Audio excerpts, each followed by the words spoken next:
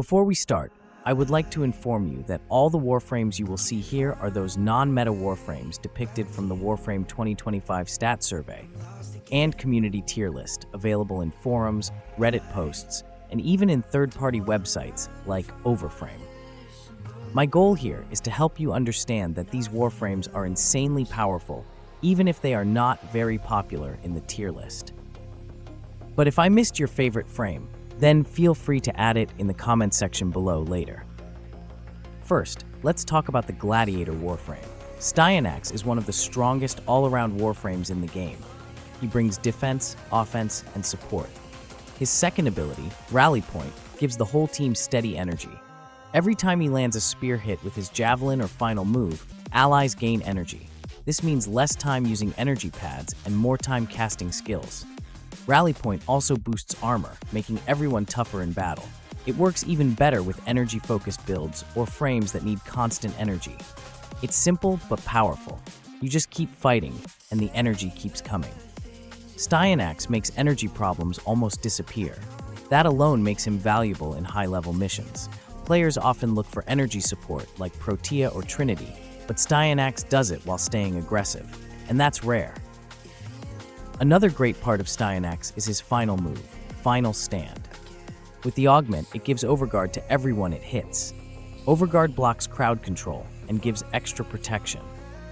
This is a huge deal in Steel Path or high-level content where knockdowns and staggers are everywhere.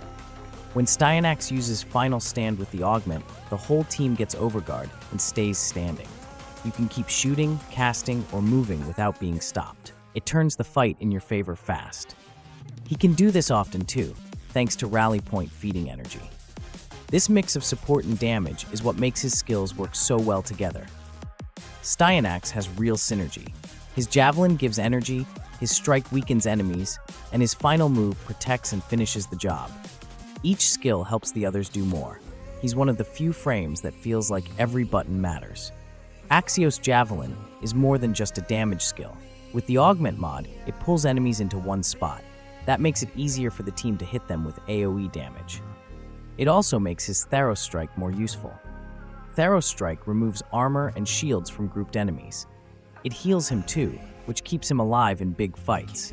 The strike comes back fast, and it hits a wide area. Once enemies lose armor and shields, they die fast. And since the javelin groups them up, the combo becomes deadly. It's clean, fast, and repeatable. This is why Styanax feels complete. He helps the team, controls crowds, deals damage, and survives. But even with all this power, he's not as popular. Some players don't want to farm him from Khal's garrison. Others just don't realize how strong he is. That might change soon. His prime version is coming, and it could finally give him the spotlight he deserves. Styanax is the full package. Most people just haven't noticed yet. Moving on, I would also like to include in this video one of my favorite Warframe. Ivara is the best Warframe when it comes to stealth. No other frame can sneak like her. Prowl gives full invisibility with no timer. That means you can stay hidden as long as you want. Most players use her for spy missions because she can walk through laser traps and cameras without setting off alarms. But she's more than that. Her kit is built for hunting, stealing, and clearing missions without being seen. Her sleep arrow is great for capturing animals in open-world maps. It puts them to sleep without alerting them. You can also use it in normal missions to stop enemies quietly. It's clean and simple. Ivara gives players full control over how they approach fights. If you want to clear a map without making a sound, she's your best option. Dashwire, her first ability, becomes even better with the critical precision augment. It gives a huge critical damage boost to anyone standing on the wire. You can stack this with other buffs and deal massive headshot damage. It works well with snipers and bows. When you mix this with Prowl, you get bonus headshot damage on top of the crit buff. Add in arcanes like Arcane Avenger or Primary Deadhead, and your damage gets even higher. Ivara turns into a silent killer. One shot, one kill. Her kit rewards skill. You aim well, and you get results. On top of that, all the new mods and items in the game now help her stay invisible forever. Energy isn't a problem anymore. You can run Prowl non-stop with the right setup. Things like Arcane Energize, Energy Orbs, and Energy Efficiency mods all help her stay cloaked. Once you learn how to build her, you'll never need to turn off invisibility again. Still, Ivara isn't perfect. Her biggest problem is how slow she moves while in Prowl. Walking feels like crawling. Even with mods to speed it up a little, she's still much slower than other stealth frames like Loki or Octavia. That's why many players avoid her. They don't like feeling slow, especially in fast missions. On top of that, she's squishy. If you leave Prowl, even for a second, you can die fast. She has no shields, no armor, and no quick escape move. Players today prefer frames that can move fast and stay alive without much effort. That's not Ivara. She takes more planning and patience. But that doesn't mean she's weak. Far from it. Ivara can reach level cap missions with ease. She can steal from high-level enemies, stay invisible the whole time, and kill with perfect shots. If you play smart, she becomes one of the strongest and safest frames in the game. Also, I would also like to add the Alchemist on this conversation. Lavos was already strong before his augment. He didn't use energy. That alone made him special. Instead, his skills ran on cooldowns. This gave him freedom to spam abilities without needing energy pads. Most players used Lavos to nuke rooms. His third ability, Catalyze, melted groups of enemies. You just needed to set up the right status effects first. Combine his elemental mix with Ophidian Bite or Vile Rush, then drop Catalyze for huge damage. It was simple and deadly. Lavos could clear rooms in Steel Path with the right build. He didn't need energy support, he just kept casting. He also had built-in healing with Ophidian Bite. This made him tanky. Between his armor, healing, and status immunity during casts, he could stay alive in tough fights. Even without the new augment, Lavos was already a sleeper pick for smart players who liked cooldown-based frames. Then came the Valence Formation augment, and Lavos changed completely. He didn't just get stronger, he became something new. With this augment, Lavos turns into a real alchemist. Every ability now imprints a single elemental status effect no matter what combined element you're using. This means you can use viral, corrosive, gas, or any mix, and still guarantee a fire, cold, toxin, or electric proc based on your chosen imbue. That's huge. You're now applying two effects at once, one from the combination and one from the base element. It makes his damage much better. Enemies get hit with more status procs, which boosts his Catalyze even more. It also works great for setting up condition overload and other status-based effects. And since Lavos can change elements anytime, he can adapt mid-fight. If you need viral, you switch. If you want heat or corrosive, you change it on the fly. No other Warframe controls elements like this. Valence Formation gives Lavos full control over elemental procs, making him feel like a true master of status damage. Now, Lavos isn't just about nuking rooms, he's one of the best weapon buffers too. The extra status effects from Valence Formation work great with weapons. You can boost viral stacks, add heat for armor strip, or just pile on damage over time effects. This makes Lavos a top-tier weapon platform. Give him something like a Kuva Nukor, a Sato, or any status-heavy gun, and you'll shred Steel Path enemies fast. You're not just relying on his abilities anymore, you're using his powers to boost your guns. That's the key difference now. He helps weapons do more. On top of that, his cooldown system means you don't worry about running out of energy. You can keep adding elemental buffs over and over. Lavos feels smooth and deadly. He's tanky, flexible, and now a serious support damage frame. A lot of people slept on him before, but with Valence Formation, he's hard to ignore. He's no longer just the cooldown guy. He's the elemental king. Next, let's talk about one of the most overlooked Warframe in the game. Trinity is known for healing, energy support, and damage reduction. Most players see her as a support-only frame. They use her to keep squads alive and full of energy. Blessing heals and gives 75% damage reduction. Energy Vampire fills energy bars fast. Link sends damage back to enemies. But what many people don't know is that Energy Vampire deals true damage. That means it ignores armor and shields.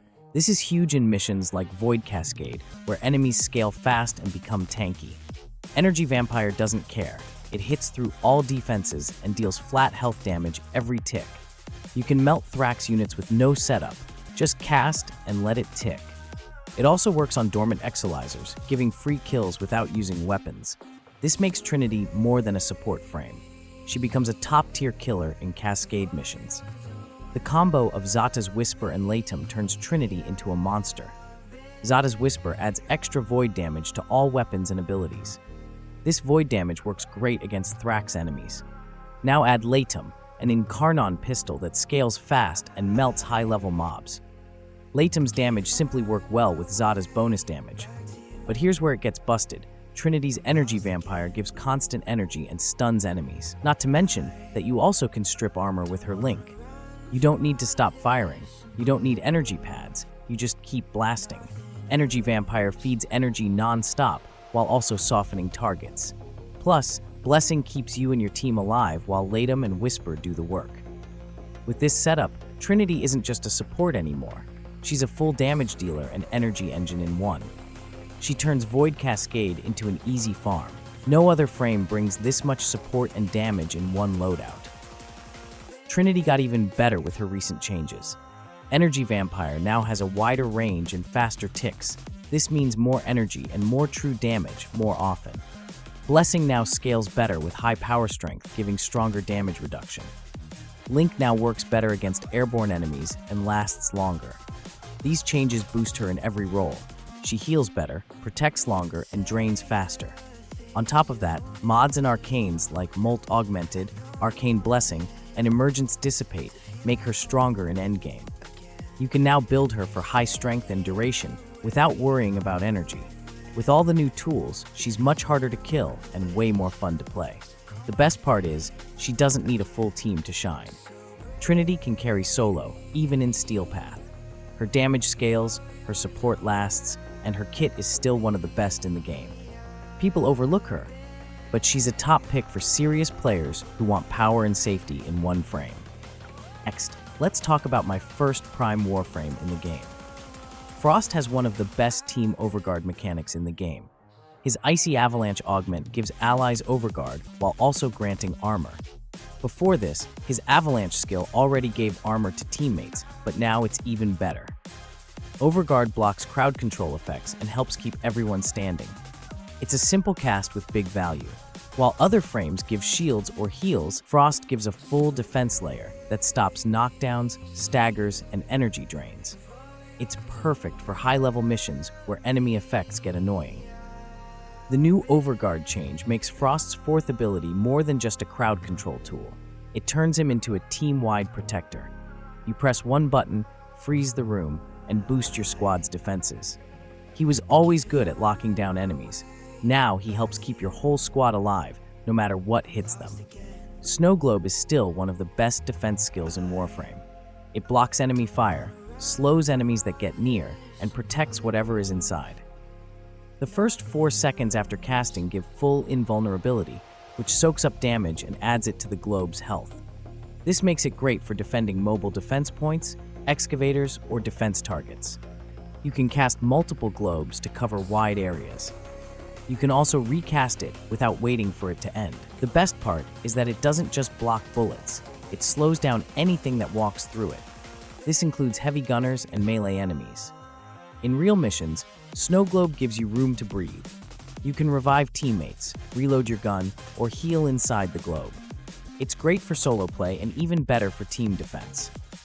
Other defense skills usually break fast or need setup. Snow Globe works right away and scales with power strength and health mods.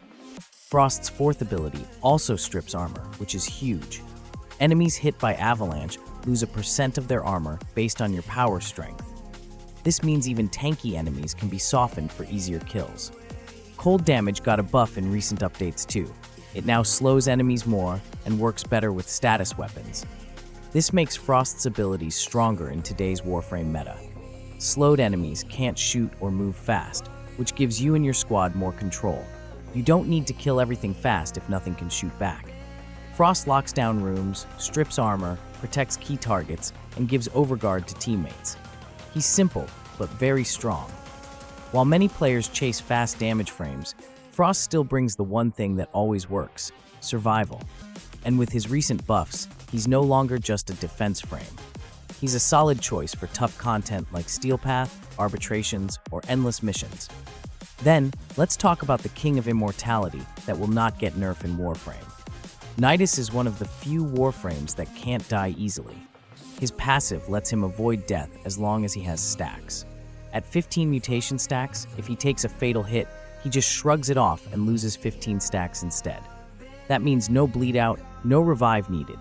Just keep building stacks and you can go forever. This makes him great for high-level missions, even up to level cap. On top of that, his health regeneration and damage scaling from stacks make him even harder to kill. You don't need shields or armor. You just heal through most hits while gaining more power. But here's the problem. Outside of staying alive, Nidus doesn't do much else. His damage falls off. His crowd control feels slow. He becomes more of a walking tank than a full squad asset. For a long time, survival was his only trick. Luckily, things have changed thanks to new mods, arcanes, and helminth abilities. Now we can easily push Nidus to over 400% power strength. That means stronger skills, faster stack building, and better synergy with subsumed abilities. One of the best combos is using Atlas's Petrify on Nidus. With the Orgaze augment, every petrified enemy killed drops extra loot. This turns Nidus into a solid farming frame. He's tanky, has infinite healing, and now he can bring in tons of loot. Cast Petrify, lock enemies in stone, and kill them to drop more resources. Add in strength-boosting gear like Molt Augmented and Archon Shards, and you can keep the power up the whole mission. This makes Nidus useful in survival, defense, and even steel path farming. Thanks to the helminth system, Nidus went from being just a tank to something much more. He's still immortal, but now he's also a top pick for endgame farming. With the right setup, you can use him to clear rooms, tank damage, and boost drops all in one build. He fits into long endurance runs, solo farming, and steel path missions with ease. His mutation stacks keep him alive. Petrify and Orgaze give you loot. Strength mods make everything work better. He doesn't need energy either, which makes his kit smoother than most frames. No energy means no energy pads. You just spam abilities and keep going. Nidus now brings survival and utility together. Players who used to skip him might want to look again. He's not flashy, but he gets the job done, and now he brings home more loot than ever. Finally, let's end this video with a banger, and I would like to talk about the Resident Burb frame. Zephyr is one of the safest warframes to play if you use her right. Her turbulence skill deflects all bullets fired at her. As long as it's active, you can walk right through gunfire. Now pair that with Tailwind, which lets you stay airborne almost non-stop. Enemies on the ground can't aim well at you, and even if they do, turbulence blocks the shots. This combo makes Zephyr nearly untouchable in open maps and defense missions. You just float above enemies, dodge everything, and keep moving. She can survive long runs without needing healing, armor, or shields. It's all about staying airborne and keeping turbulence active. And once you get used to it, it feels natural. Zephyr isn't fast like Gauss or Wukong, but she's slippery and nearly impossible to pin down. Now let's talk damage. Tornado is where things get crazy. The skill pulls enemies into twisters and makes them spin in place. When you shoot into the tornado, it spreads your damage to all trapped enemies. If you use a weapon with high status and crit, everything caught in the twister melts. And here's the fun part. Tornado copies your damage type. If you hit it with viral, heat, or slash, it spreads that to everything inside. That means one bullet can deal huge damage to 10 enemies. Add Zephyr's passive headshot crit bonus while airborne, and you start seeing red crits everywhere. Pair that with Tornado's crowd control, and you've got a room clearer and a DPS tool in one. Most people don't expect a bird warframe to nuke rooms, but with the right build, she does. It's all about lining up the shot and letting the wind do the rest. Now take that tornado setup and add the Sampote's Hammer with Melee Affliction Arcane. This combo breaks the game. Melee Affliction boosts your melee damage every time you hit a status enemy. Tornado holds enemies still and spreads status like viral, heat, or toxin. That means every hit with Sampote's Heavy Slam gets stronger fast. You build stacks of melee bonus in seconds, then you slam the hammer down and watch enemies explode.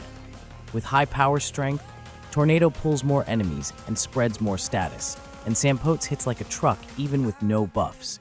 Combine it all, and you're deleting steel path enemies with 1 or 2 hits. Big groups don't matter. They're all packed in one twister. Slam. Gone.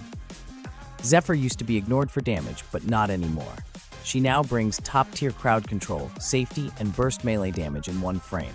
She just needs the right setup, and once you have it, she's busted. So, that's all about it. If I missed your favorite Warframe, then feel free to share it in the comments section and tell us why it should be in the list. Also, don't forget to hit that like button and subscribe for more Warframe content. Thanks for watching, and I hope to see you again in my next video.